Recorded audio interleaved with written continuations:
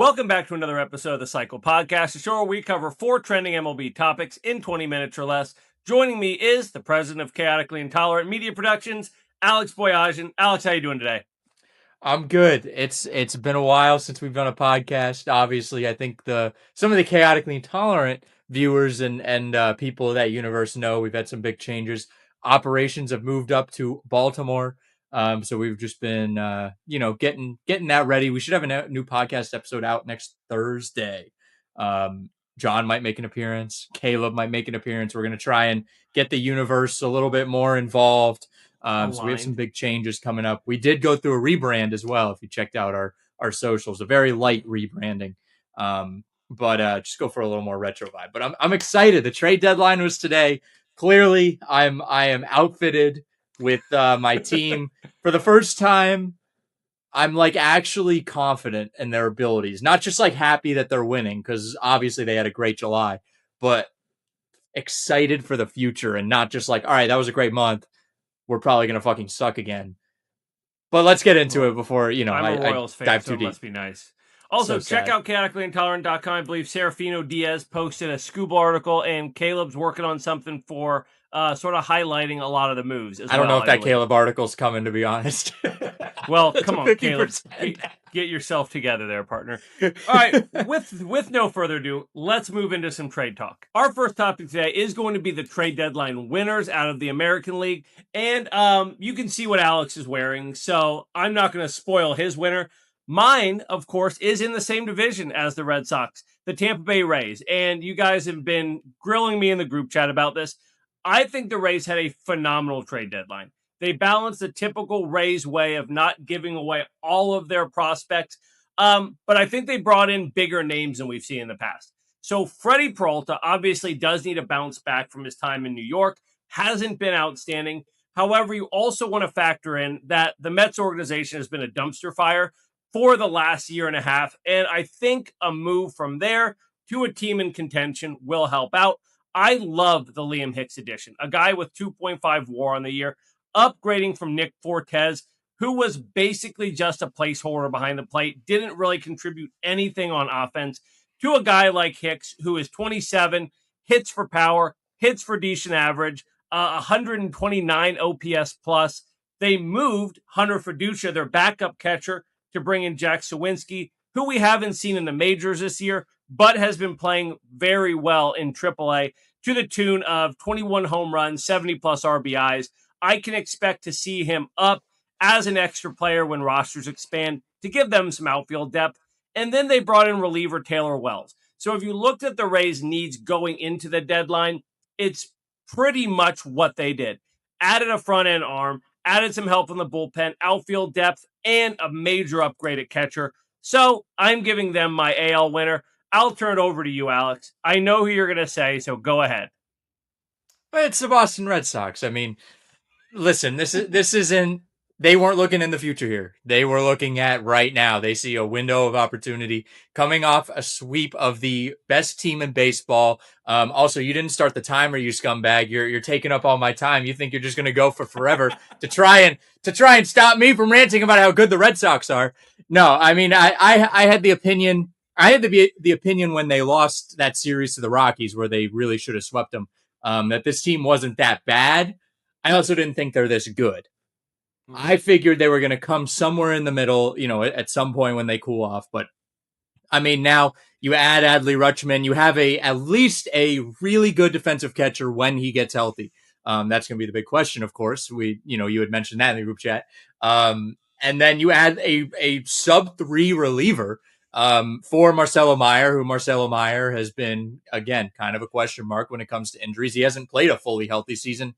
And even when we see him, he's good. He's not great. Although you do have him, they had him primed to be kind of the face of the franchise. But leave it to the San Francisco Giants to, just fucking take another fan favorite.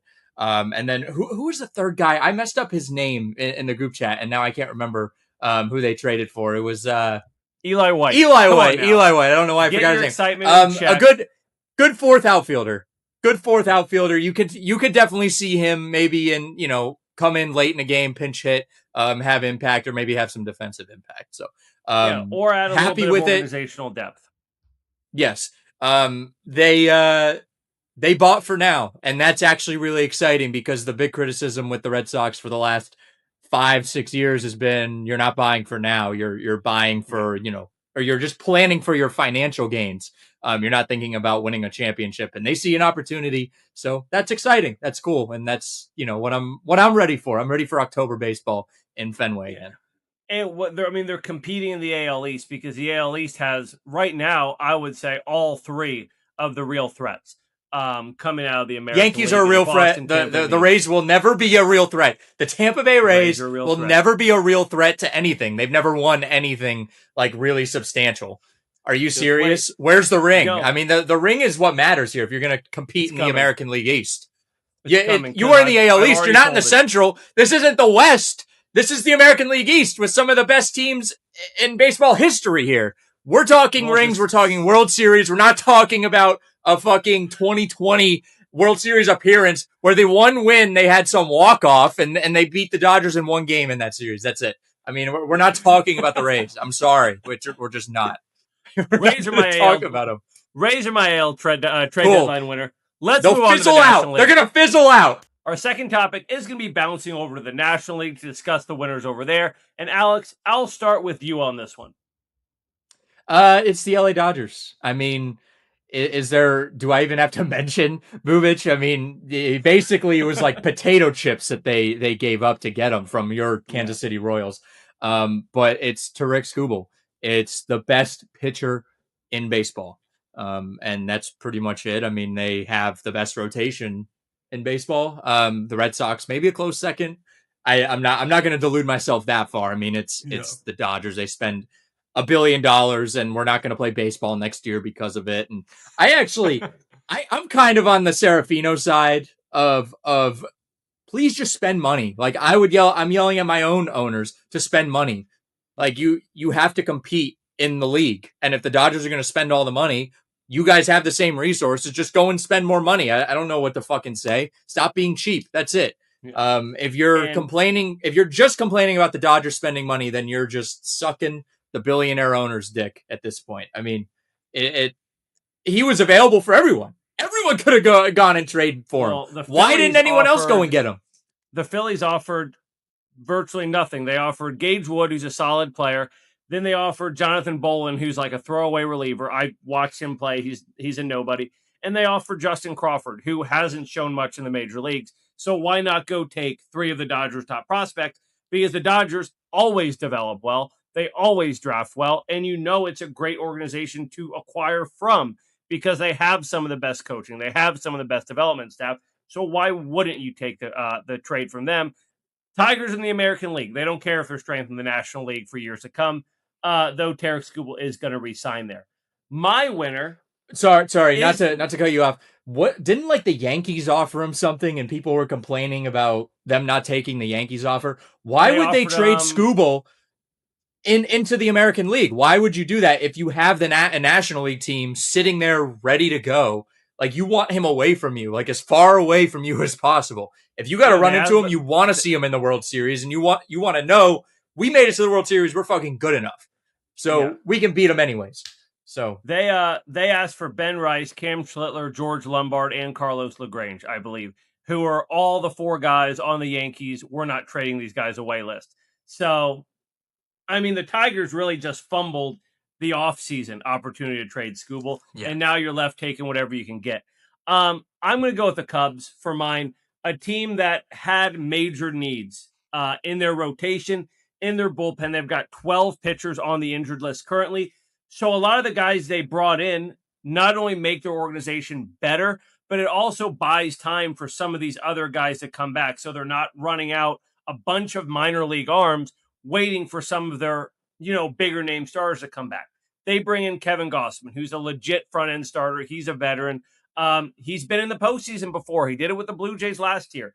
They bring in Ryan Zefferhan, who is a hard throwing reliever. He's a high leverage guy, strikes a ton of people out, which you need in the playoffs when you're in a pinch.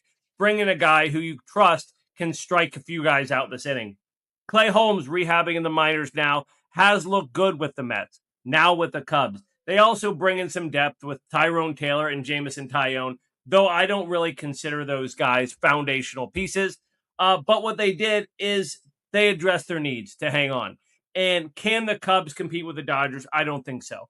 Did they get better this season, potentially in the future? I think they did. And they didn't have to trade away Seiya Suzuki, which was sort of their major piece that people were thinking they would dangle.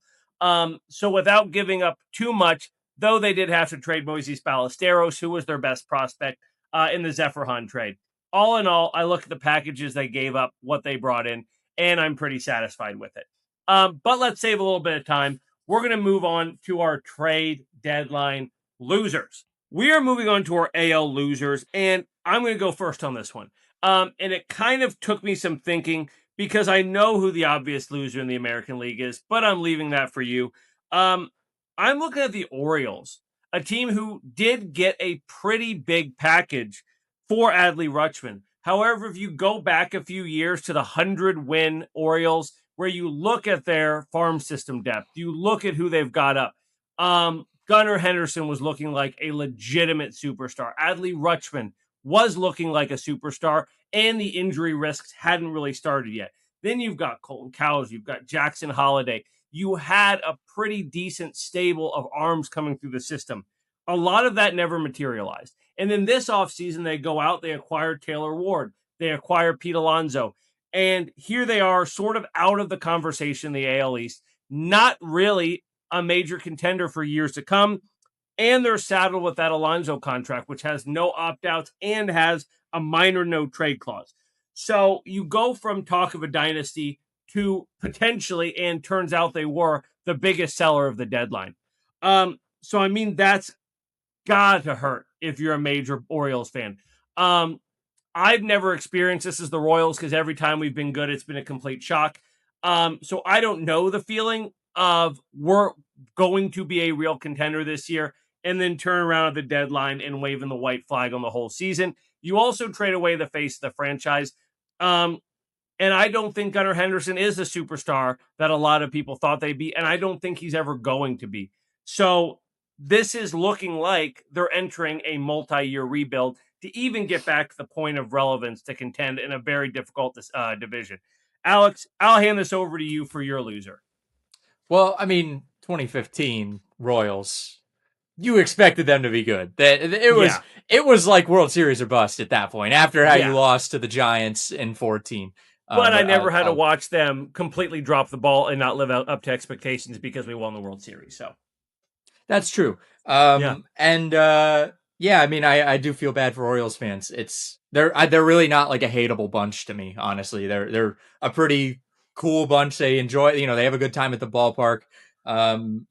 Even if they're bad, they still have a really good time. So sucks to see that for them. I mean, it really is unfortunate to see a fan base like that just constantly lose. But I'm actually going to go 50-50 on my loser. I was really thinking on the Yankees, and they did add a big bat. They added a bat that they needed. The big question is who's catching the ball? I mean, is Ben Rice, who hasn't caught all year, is he going to go? Is he going to catch in the postseason? I mean, that's going to be the big question. He should. If you can get the defensive production out of Wells or Rice, then you should be okay, because you did add Luis Garcia and you added the bat. He's going to make up for that lack of offensive production. My other loser is your Royals. Yeah. Because you guys didn't do anything. You didn't sell anything. I feel like you should have sold. Where was the selling? You had a garage sale and nobody bought anything. Is your junk that bad?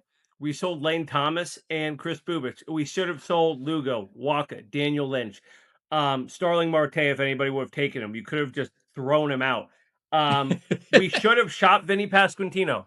And no, once again, Royals organization, we're going to hold pat.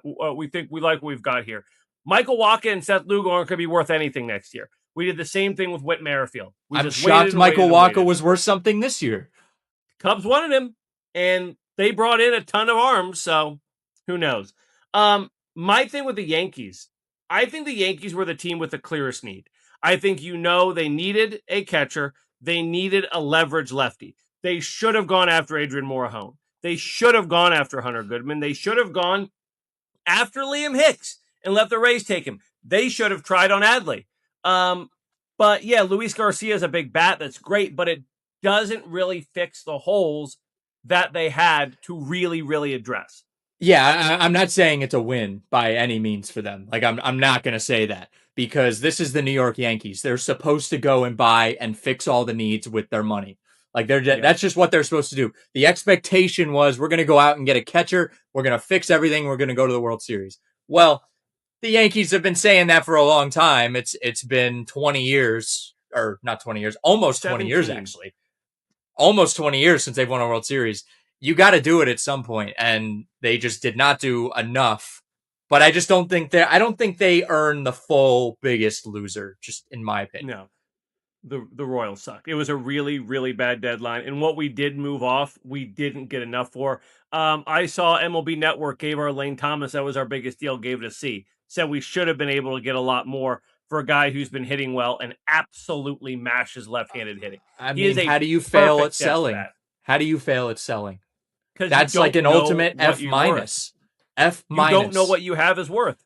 It'd be like me as a sports card seller going into a card shop. Like, I want to sell these cards. I have no idea who these players are. Tell me what you'll take for them, and I'll just accept it because I don't know. I don't know what baseball is, and that's who's Honus Wagner. Yeah, exactly. God, I hate my team. I love the Royals. Let's move on to the NL biggest losers. All right, we're moving on to our last segment, the NL trade deadline losers. Alex, let me start with you. I gotta go with the Atlanta Braves, and it's just because of how much you have to grow to get to the Dodgers, to knock the Dodgers off, because the Braves, they're number 2 right now, but that jump that they would have had to make, I mean, they would have had to make some splashes, and it just Scooble, really, Scooble, you had to take Scooble, and it just really, there's no flash, there's no zest, there's no kablam. I didn't even see a tiny little splash from their jump into the trade deadline. So, I mean, again, it's not like it was anything horrible, but it just wasn't enough. And we need someone to compete. But it feels like the Dodgers are just going to walk away. They're going to walk. They're just going to walk with it. No problem.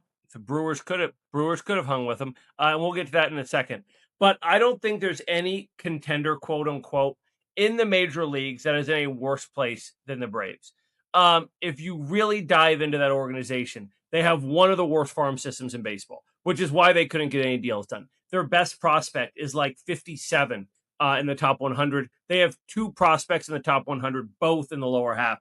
And then they don't have a lot of guys at the major league level that you're willing to trade because of the holes they have. You've got Austin Riley, who has been awful the last few seasons. We saw him as a potential MVP candidate 4 or 5 years ago. He has never gotten back to that. You had guys like Spencer Steer that we thought were available. A consistent right-handed bat with some pop. You could have gone out and got him. You needed another starter with Scooble because of the injuries, especially guys like Spencer Strider, who you know can't pitch a full season. They just had so many holes to fill. And you look at them going back into the All-Star break, they were awful. Their offense is falling apart. Acuna can't stay healthy. And I guess if you look at the Braves, you say, why would we go all in right now? Because we don't have the pieces to grow this organization going forward. If I was the Braves, this is crazy, I might have considered selling some pieces to stock up the farm system so that maybe next year at the deadline, if Acuna and if Strider are healthy, you have something to go out and trade, to give to somebody. Just kind of a very tough situation they're in. But my biggest loser, and this might be my biggest loser of the entire deadline across both leagues, is the Milwaukee Brewers. They bring in Dustin May. They bring in Anthony Senzatella. They bring in a few pieces that would be complementary pieces if you had a bigger deal. If you went out and got a Hunter Green, if you went out and got a Clay Holmes, anybody who's a front-end starter, Freddie Peralta, and then you say, oh, they brought in a few other guys to give them a little more depth. Maybe you can kick Dustin May to the pen and see what he can do back there. But you didn't get that elite punch to add into Jacob Mizorowski and Kyle Harrison. If you have another elite starter, maybe not even an elite starter, a legitimate front end guy to go behind those two, now you say maybe on pitching alone, they can hang with the Dodgers because they have a fantastic pitching staff. The offense is good enough. I don't think they did anything to improve that at all. But eventually you've got to go in. You have to give it a real shot. You can't just hoard prospects forever. You can't just flip guys every single deadline and build your farm system if there's nothing you're building to, because this is it. The last few years, they've had a legitimate shot. If they went out and added a few pieces, back when they had Devin Williams and Freddie Peralta, they might have had a real shot. Now you say you stood pat the same way you did the last few years, and you're going to get steamrolled by the Dodgers or the Cubs or somebody else in the postseason. And there's really nobody to blame but themselves. Though I respect them as an organization, I think they're well coached. I think they're well run. I just don't think they know when to hit that switch and say, okay, this is it. It's time to go all in, which is what my Royals did really well in 2015. It destroyed our system for the next few years. We're still rebuilding to this day because we gave up almost everything we had, but we brought in the pieces that won us a World Series. And that's what people remember. People don't remember the 2018, 2019 Royals. They remember the 2015 Royals because we got the job done. Thank you, Johnny Cueto and Ben Zobrist, for that, by the way. With that, Alex, anything you want to add? Go Sox. No, I'm glad I got to be the obnoxious Red Sox fan. Usually that's well. Caleb's job, so I really wanted to emulate Caleb. And know darn well I wasn't having him on my podcast tonight. Okay, I have a stressful week ahead of me. The last thing I want to do on a Monday evening is listen to Caleb's rants about the Red Sox. I compare Caleb to, that really ugly dude who has a gorgeous girlfriend, and you ask the girl, what do you see in that guy? She goes, what do you mean? He's the handsomest man in the world. He's amazing. You could ship Caleb like a toddler in a Red Sox uniform. He's going to develop into probably the best right fielder in baseball within the next decade. I completely trust the Red Sox staff to get everything out of this kid. No, he's delusional. There's excited, then there's delusional, and Caleb borders on delusional. With that, let's wrap it up. Make sure to follow for great sports card content, both on my channel and on Chaotically Intolerant's channel. Check them out. They post some outstanding stuff, especially going into football season. You and Mike are great on the podcast talking football. I don't know what you're talking about because I don't watch football, but it sure does entertain me, to say the least. We'll see you next time.